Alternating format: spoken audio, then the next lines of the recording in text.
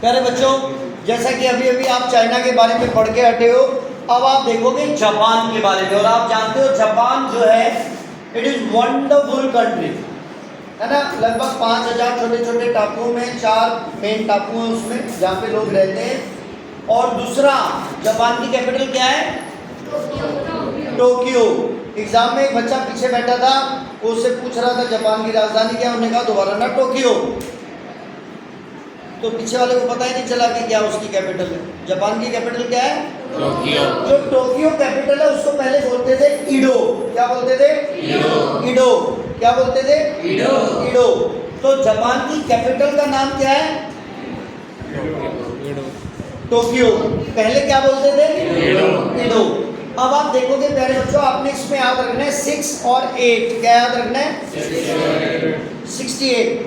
इस जापान के जैसे हमने चाइना क्या था? 594। तो जापान का हम क्या करेंगे? 68 सिर्फ। एक बार 768 और एक बार 868। ठीक है। बुद्धिस्ट जो है, आपको पता है भारत से बुद्ध धर्म की शुरुआत हुई थी। ये लोग जापान, चाइना हर जगह पहुंच गए थे। तो जापान वाले जो बुद्धिस्ट थे, जब वो चाइना पहुंचे, वो वहां से जब वापस आए तो अपने साथ में वुड ब्लॉक या रबिंग पेपर की टेक्निक को लेकर आए। कहाँ पर? जापान में। तो यानी कि वहाँ पे जो प्रिंटिंग या वुड ब्लॉक प्रिंटिंग जो स्टार्ट हुई, वो कब स्टार्ट हुई? 768 में। लेकिन इसको इवॉल्व करते करते जो पहली उन्होंने किताब छापी, पहली जो किताब छापी उन्होंने बुद्धिस्ट मिशनरीज ने, वो कब छापी? ठीक 100 साल बाद, 868। याद रहेगा, शुरुआत वहां से हुई। और पहली किताब क्या नाम था? डायमंड सूत्रा, ओल्डेस्ट बुक, है ना, बुद्धिस्ट की है ये। और इसमें सिर्फ 6 पेजेस थे। कितने पेज थे? 6। यहाँ तक समझ में आ गया? उस और जापान में बेसिकली जो है ना, राइटिंग के साथ में इमेजेस के ऊपर बड़ा जोर दिया। इमेजेस के ऊपर आप देखोगे चाइना में दोनों ही चीज़ें थी। प्रिंटिंग का मतलब ही दोनों चीज़ें। लेकिन अभी जब आप इसमें पढ़ोगे तो उसमें आपको भी महसूस होगा कि इमेज ड्राइंग, उसके ऊपर बड़ा उन्होंने जोर दिया। तो वहाँ पर जब प्लेइंग कार्ड होते हैं, जो ताश के पत्ते होते हैं, या एल्मेनेक्टर, मैंने पूछा था एल्मेनेक क्या होता है? कैलेंडर, पंचांग जिसको बोलते हैं, उसी को क्या बोला जाता है? एल्मेनेक। ठीक है।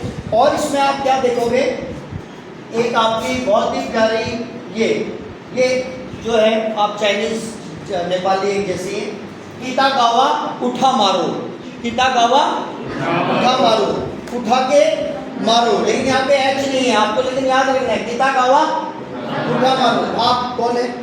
हाँ, खड़े हो जाए। आपका नाम क्या है? कितागावा उठा मारो। पर ये लड़की नहीं है, ये लड़का है। हाँ, अरे ये तो लड़की है, लेकिन ये है, ये लड़का है। कितागावा, कितागावा, किथे गावा, कहाँ गाऊं, कहाँ पे गाऊं? कितागावा, उठा के मारो, उठा के मारो, उठा मारो, उठा मारो। समझ में आ रहा है कि नहीं आ रहा? कितागावा। इसने जो टेक्निक दी उसका नाम था यूकियो। आपको याद रखना है बेटा, यूकियो। समझ में आ रहा है अंकिता? ये तुम्हारी टेक्निक है, आर्ट फॉर्म यूकियो, ये जो तुम्हारे साथ बैठी है। कितागावा उठा मारो, born in Edo in 1753, was widely known for his contribution to an art form called Yukio. का मतलब क्या है? फ्लोटिंग वर्ल्ड, तैरता हुआ, तैरती हुई दुनिया। Pictures of the floating world, या तो ये, और अर्बन एरिया में जो कॉमन पीपलों का जो रहन सहन है उसको ये दर्शाता था। और depiction of ordinary human experience specially in urban, गांव का नहीं। अब आपको ये एसेशन बेस्ड क्वेश्चन भी आ सकता है। कहाँ का? वहाँ रूरल लिख देंगे, आपको बताना first is correct, second is not correct. Explanation ही समझ में आ रहा है? अर्बन लाइफ के बारे में। These prints traveled to contemporary US and Europe and influenced artists like Monet and Van Gogh। भाई ये जो मैनेट है या ये जो मोनेट है, ये दोनों फ्रांस के हैं। कहाँ के हैं? दोनों के दोनों फ्रांस के हैं। एक का नाम है एडुआर्ड मैनेट और एक का नाम है ऑस्कर मोनेट। और ये जो है इसका वैन गॉग, इसने अपने आप को 37 साल की उम्र में अपने आप को गोली शूट कर लिया था। और ये कहाँ का था? नीदरलैंड का। नीदरलैंड को क्या बोलते हैं? हॉलैंड और डच। तो ये जो वैन गॉग है इसके ऊपर साथ में लिख लो नीदरलैंड। ये दोनों फ्रेंच आर्टिस्ट हैं। इसने अपने आप को सुसाइड किया। मैं इसलिए बता रहा हूँ, वैसे आपको बुक में क्वेश्चन में नहीं आएगा कभी भी, बट ये याद होएगा, Manet Monet and Van Gogh. ये दोनों तो याद हो जाएंगे आपको, मैनेट एंड मोनेट, लेकिन वैन गॉग नहीं याद होगा।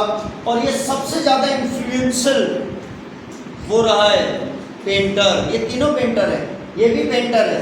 एक एक चौथा देख रहे हो यहाँ पे, ये रहा शनमैन कुबो, ये भी बढ़िया जापान का पेंटर है। सभी पेंटरों के बारे में पढ़ा है, यानी इमेज बनाएंगे वो लोग, समझ में आ रहा है कि नहीं आ रहा है? आ रहा है। अब हम यहाँ से देखते हैं जापान के बारे में।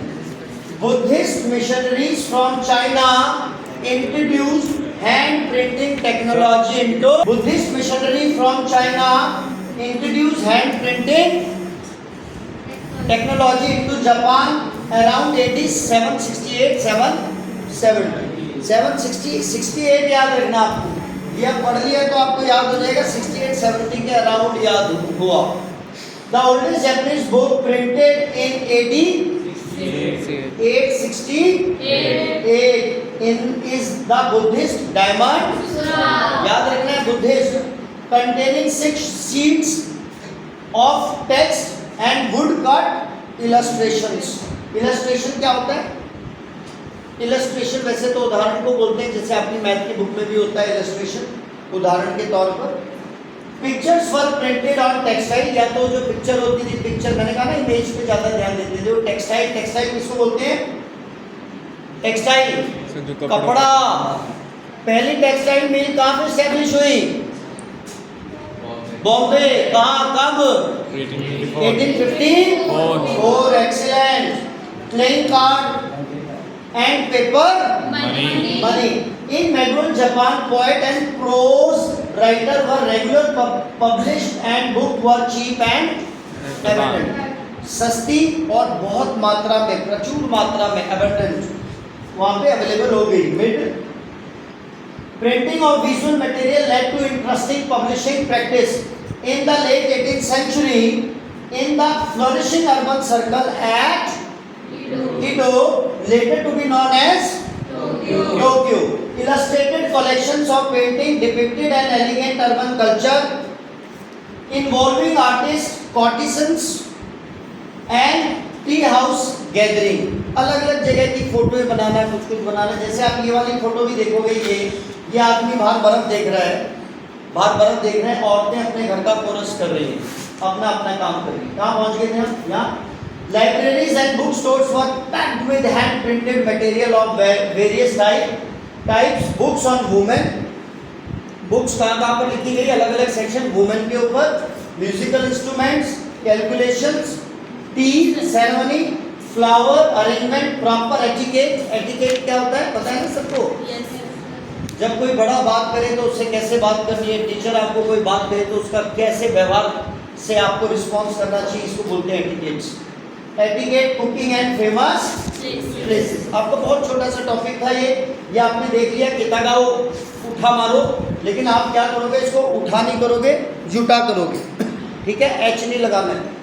समझ में आ गया? इसका पूरा पढ़ लिया था हमने। पब्लिशर्स लाइक सुत्या जुदागुरा identified subject and commissioned artists who drew the theme in outline, then a skilled wood block carver pasted the drawing on a wood block and carved a printing block to reproduce the painter line। in the process the original drawing would be destroyed and only prints would survive। यानी का मतलब ये है कि ये वाली आपको 4 लाइनें पता होनी चाहिए। कितागावा उठा मारो, क्या फॉर्म था? आर्ट फॉर्म क्या था? यूकियो। यूकियो को और क्या बोलते हैं? Floating world. और अर्बन एरियाज का कॉमन पीपल की के बारे में बताना। देखो ना, picture of the floating world और डिपिक्शन। डिपिक्शन यानी दिखाना, किसी चीज को दिखाना, डिपिक्ट करना। ऑफ ऑर्डिनरी ह्यूमन एक्सपीरियंस, भाई कोई चाय पी रहा, कोई बैठा, कोई घूमने जा रहा, कोई कुछ कर रहा, ऑर्डिनरी। Specially urban. इसकी वजह से यूएस और यूरोप में भी इसका इन्फ्लुएंस गया। और वहाँ पे भी Monet, Manet and Van Gogh जैसे आर्टिस्ट इन्होंने वहाँ पे इसी चीज़ को बेस बनाकर अपना काम किया। इनमें सबसे ज़्यादा फेमस कौन है?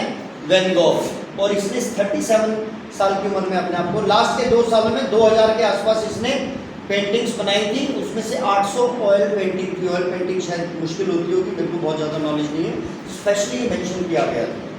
ठीक है, तो ये आज का टॉपिक है। That's all for all. कल हम यूरोप के बारे में पढ़ेंगे। तो thank you Naman, today's director